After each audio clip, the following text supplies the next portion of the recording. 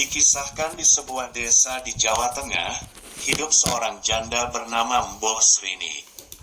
Sudah lama ia menantikan seorang bayi, namun ia tak kunjung mendapatkannya. Di sisi yang lain, ia juga sadar bahwa keinginannya memiliki seorang bayi itu tidaklah mungkin karena ia sudah tidak memiliki suami dan lagi ia sudah semakin tua. Namun suatu hari ketika tidur, Mbah Srini bermimpi. Dalam mimpinya itu, ia bertemu seorang raksasa dan menyuruhnya ke hutan karena di sana ia akan mendapatkan bayi yang selama ini ia inginkan. Meski sadar bahwa apa yang dialaminya tersebut mimpi, Mbah Srini yang memang menginginkan bayi keesokan harinya bergegas ke hutan yang ada di mimpinya itu. Di sana, ia menuju ke pohon di dalam mimpinya dan mengambil sesuatu di bawah pohon. Ternyata, ia hanya menemukan biji mentimun. Biji mentimun? Buat apa? Gumam Mbah Srini. Mbah Srini pun memutuskan untuk pulang. Namun ketika membalikkan badannya, betapa terkejutnya Mbah Srini karena ia melihat ada raksasa besar berdiri tepat di hadapannya.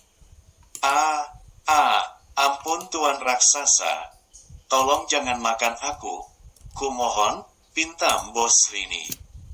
Raksasa pun menjawab bahwa ia datang tidak ingin memakan Mbah Srini, melainkan ia menemui Mbah Srini untuk membuat suatu penawaran. Apa penawaran itu Tuan Raksasa? Tanya Mbah Srini. Raksasa pun menjawab, aku buat suatu penawaran.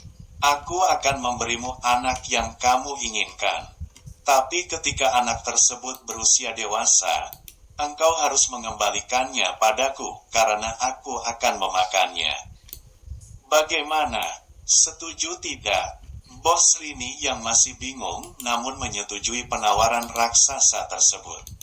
Raksasa pun meminta Mbah Srini membawa pulang biji mentimun dan menanamnya karena sesuatu akan terjadi setelah ia menanamnya. Di rumah, Mbah Srini menanam biji mentimun. Beberapa hari kemudian, mentimun tersebut berbuah. Ia mengambil buahnya. Ada satu buah yang ukurannya sangat besar dan berbeda dari ukuran mentimun yang lainnya. Ia pun memetiknya, membawanya pulang dan membelahnya. Betapa terkejutnya Mbah Srini karena di dalam mentimun tersebut isinya adalah bayi. Mbah Srini yang sangat senang tentu menyayangi bayi itu dan merawatnya dengan sepenuh hati. Mbah Srini menama bayi tersebut dengan nama Timun Mas. Hari pun berlalu. Tak terasa bahwa Timun Mas semakin dewasa dan sebentar lagi akan tiba waktunya di mana raksasa akan memakan anak kesayangan Mbah Srini itu. Membayangkannya, Mbah Srini tentu sangat tidak rela. Ia pun memutar otaknya. Ketika di pagi hari raksasa datang, Mbah Srini mengatakan untuk memberikannya waktu lagi agar Mbah Srini dapat membuat Timun Mas gemuk lebih dulu, sehingga nanti ketika raksasa memakannya, ia akan puas. Raksasa menyetujuinya dan memberikan tenggang waktu lagi kepada Mbah Srini. Memanfaatkan tenggang waktu yang diberikan, Mbah Srini mendatangi seorang pertapa. Mbah Srini pun mengatakan masalahnya dan diberikan beberapa bungkusan untuk nantinya diberikan kepada Timun Mas. Di rumah, dengan ragu Mbah Srini mulai menceritakan kegundahan hatinya kepada Timun Mas. Mbah Srini pun mengatakan bahwa jika nanti raksasa mendatangi Timun Mas, bungkusan ini harus dilemparkan ke arah raksasa tersebut satu persatu. Timun Mas mengangguk tanda mengerti. Beberapa hari kemudian, raksasa pun datang. Melihat Timun Mas, raksasa segera menghampirinya. Namun Mbah Srini menyuruh Timun Mas berlari. Timun Mas pun berlari dan raksasa mengejarnya. Dalam kondisi terdesak, Timun Mas ingat perkataan ibunya bahwa ia harus menggunakan bungkusan dengan baik.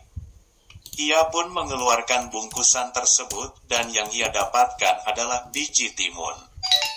Biji timun pun ditebarkan. Ajaibnya, biji timun yang ditebarkan tersebut seketika berubah menjadi ladang timun dan menghalangi jalan raksasa. Timun tersebut pun menjalar dan melilit tubuh raksasa hingga ia kesulitan berjalan. Namun tak lama kemudian, raksasa mampu melepaskan diri dari ladang timun tersebut dan mengejar Timun Mas kembali. Selanjutnya, Timun Mas melemparkan bungkusan berisi jarum. Jarum tersebut dalam sekejap berubah menjadi pohon bambu yang runcing dan tinggi.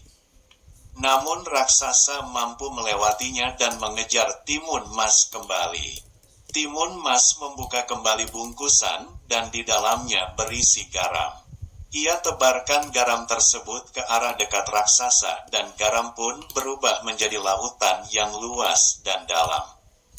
Namun raksasa berhasil melaluinya dengan mudah.